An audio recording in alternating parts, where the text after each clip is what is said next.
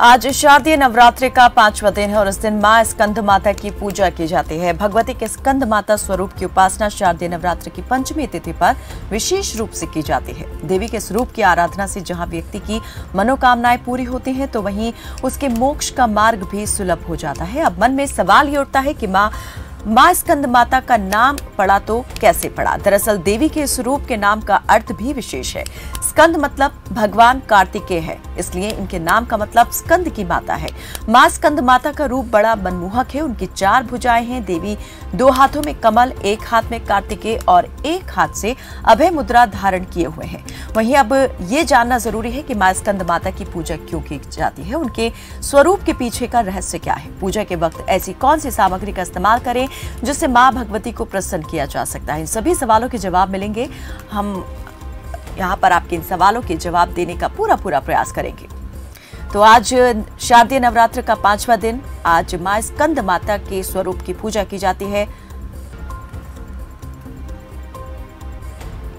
और इस पर ज्यादा बातचीत के लिए हमारे साथ महामंडलेश्वर विष्णु दास जी जुड़ गए हैं। स्वागत है आपका पंडित जी। और सबसे पहले आपसे यही जानना चाहेंगे कि आज जो है 5वां शारदीय नवरात्र मां स्कंद माता के स्वरूप की पूजा की जाती है। मां की महिमा और किस प्रकार से मां को आज के दिन प्रसन्न किया जा सकता है।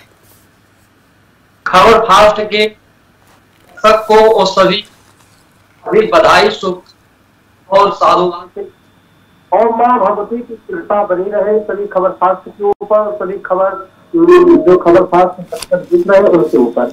मेरा यह कहना है मां दुर्गा का 9 दिन होता है, इसमें अधिक नियम होते हैं। जो मां देवी के पास में दीपक जला करके और प्रतिदिन दुर्गा सरस्वती का पाठ मतलब करते हैं और उनके जीवन में कभी दुख का अनुभव नहीं होता है और सुख में ही आनंद रहता है। दूसरी बात है, माँ भगवती जब 9 दिन आती है तो सुखियां लाती है, संपत्ति आता है, सब कुछ आता है। और जब माँ जाती है तो निराश हो जाते हैं भक्त लोग। और हमारे श्री अयोध्या धाम में जो देव काली मंदिर है, वहाँ एक प्रसिद्ध मंदिर है। भक्त जन आते हैं, बहुत दूर दूर से, देश विदेश से भी लोग आते हैं और छोटी देव काली माता के नाम से प्रसिद्ध है। वहाँ जाते हैं और माता रानी का दर्शन और उनका पूजा पाठ सब करते रहते हैं। माँ देवी की जितनी भी मतलब महिमा गाया जाए बहुत कम है, क्योंकि माँ से बढ़कर कोई नहीं है। और अगर मैं 9 दिन जो दुर्गा पूजा चल रहा है उसके विषय में बहुत विशेष बातें आप लोगों को, सभी दर्शकों को चाहते हैं, बताना चाहते हैं कि अगर कभी कोई संकट हो, कभी कोई भय हो, कभी कोई जीवन में परेशानी हो, उसका संकट का निवारण कैसे होगा।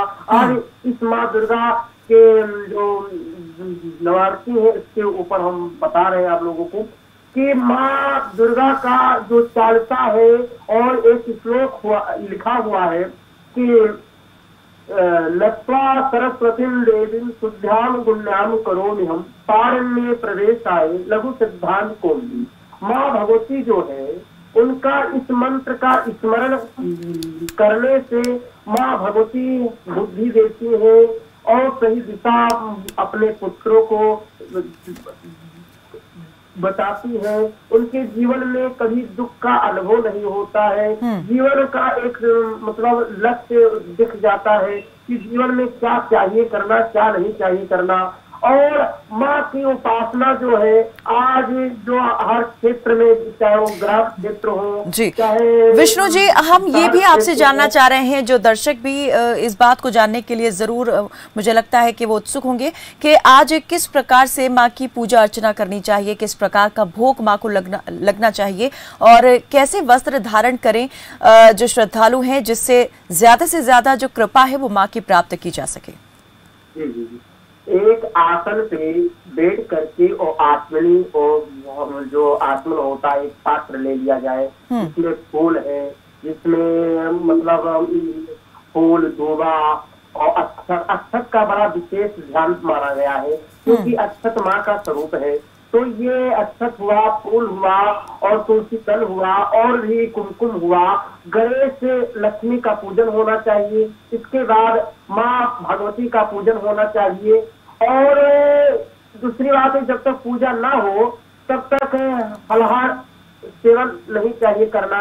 और अगर इस नवरता में बहुत ऐसे लोग भी हैं जो एक ही टाइम फलाहार मतलब पाते हैं, दोनों टाइम नहीं पाते हैं। दोनों टाइम में थोड़ा आस्था किसी किसी का अपना अलग अलग होता है। कोई सोचता है कि हम माँ भगवती के लिए 9 कन्या से पाठ करवाए, ब्राह्मणों से पाठ करवाते हैं दुर्गा सरस्वती का, और अपना भी पूजा करते हैं। तो आज का पूजा तभी सफल माना जाएगा। प्रातः काल अगर 9 दिन तक कोई व्रत रह रहा है तो उसके लिए है प्रातः काल उठ करके माँ भगवती की मूर्ति ले ले और मूर्ति के पास वहां बैठ जाए और माँ भगवती को 10 मिनट 15 मिनट जितना भी समय हो वो मूर्ति को निहारे और मूर्ति को देखें और देख करके माँ भगवती से पहले यही अनुवाद करें कि हे माँ आपकी कृपा बनी रहे और हमारे परिवार में कभी कलह ना हो, कभी दुख का अनुभव ना हो, कभी सुख का अनुभव हो, जीवन में कभी हमारे दुख ना आए। हे माँ आप हमारे ऊपर कृपा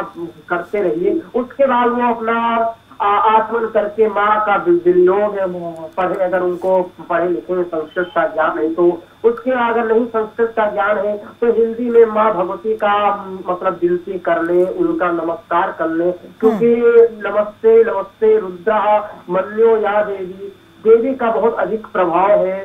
शुक्लाम ब्रह्म विचार सार परमा माद्याम जगत व्यापिनी बीड़ा पुस्तक धारण माँ भेदाम जाड्याम कारापहम हस्ते स्फटिक मालिकाम विद्युतिम पद्मासने संसिताम।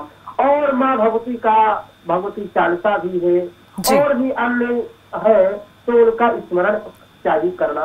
और हर क्षेत्र में दुर्गा पूजा में आरती, अगर किसी जितने भी दर्शक है आरती रोज करना चाहिए, भोग लगाना चाहिए, चाहे वह फल हो चाहे मिष्ठान हो। बिल्कुल विष्णु जी, ये हम जानना चाह रहे हैं कि विशेष रूप से आज जैसे माँ स्कंद माता के स्वरूप में जो है माँ दुर्गा की पूजा वो की जाती है, तो इस स्वरूप की विशेषता अपने आप में क्या है? किस प्रकार से माँ स्कंद माता जो है दुखों का निवारण करती हैं, कष्टों को दूर करती हैं? और जैसे मैंने आपसे पूछा था कि किस रंग के वस्त्र जो है आज धारण करने चाहिए? देखिए, लाल वस्त्र को धारण चाहिए। और दूसरी बात है, बाल रूप में माँ दुर्गा का छवि और भाव होनी चाहिए, क्योंकि लिखा हुआ है जाकी रही भावना जैसी प्रभु मूरत देखिन तैसी। जिसकी जैसी भावनाएं होती हैं वैसे भगवान भी दिखते हैं, हमारे देवी देवता भी दिखते हैं। और माँ भगवती का अगर कन्या रूप में अगर हम वो देख रहे हैं कि माँ हमारी छोटी सी बच्ची के जैसी है, माँ हमारी छोटी सी है, तो और हमारी माँ हमारे सामने है, तो यह भाव बहुत अनोखा है, बहुत अच्छा है, बहुत अधिक आनंद का महसूस होगा। दूसरी बात, आज 9 दिन जो दुर्गा पूजा है, इसी के अगर किसी के यहाँ कन्या हो जाए और किसी के यहाँ कन्या आ जाए, तो कन्या अगर किसी के घर में आता है तो उसको एकदम आनंद मगन होना चाहिए और लक्ष्मी घर में आ गई है, ऐसा भाव रखना चाहिए। माँ दुर्गा का निवास हो चुका है। ठीक है, जो एक विशेष बात जैसे आपने कहा कि आज माँ के बाल रूप में अगर पूजा की जाए तो ये बेहद जो है लाभदायक रहता है। बहुत बहुत शुक्रिया विष्णुदास जी हमारे साथ इस बातचीत में जुड़ने के लिए। चलिए।